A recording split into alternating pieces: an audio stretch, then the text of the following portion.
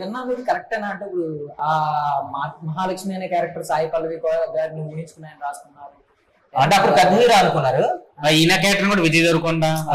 నాకు తెలిసి యాక్చువల్లీ మీరున్నప్పుడు కూడా ఆ క్యారెక్టర్ వాళ్ళనే అనుకున్నారు అనుకుంటా.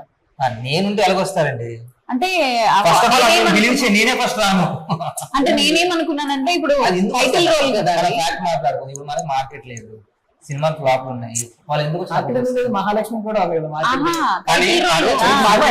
ఎందుకు వస్తారు టైటిల్ రోల్ కదా. కానీ పాయింట్ ఏంటంటే నిజంగా ఒకవేళ ఆయన అంటే రీచ్ అవ్వలేకపోయారేమో సాయి పల్లవి గారికి. నాకు తెలిసి ఒకవేళ రీచ్ అయ్యంటే ఆవిడ కూడా ఒప్పుకునేదేమో. పక్కన వాళ్ళు కూడా పట్టించుకోవాలి, ఎవరన్నా పట్టించుకో ఆవిడ క్యారెక్టర్ చూస్తారు. అలాంటి ఆవిడ సినిమాలు చేయాలి. మరి ఏదో తండ్రి సినిమా ముందే షూటింగ్ జరుగుంటే మేబీ రీచ్ అయ్యేవారేమో. ఓన్లీ ఎవరు ఈవిడ రాసి పెట్టుంది. నేనేం అన్హ్యాపీగా లేని భాష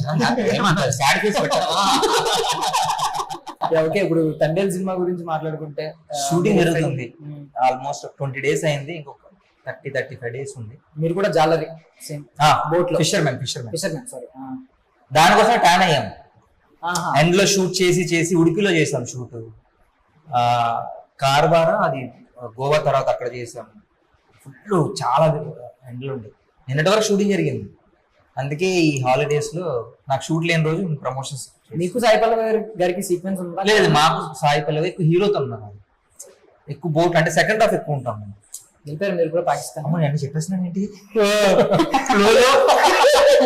పాకిస్తాన్ వెళ్ళిపోయారా మీరు కూడా? ఏం చెప్పు, నాకేం తెలియదు. నాకు కాల్ వస్తుంది.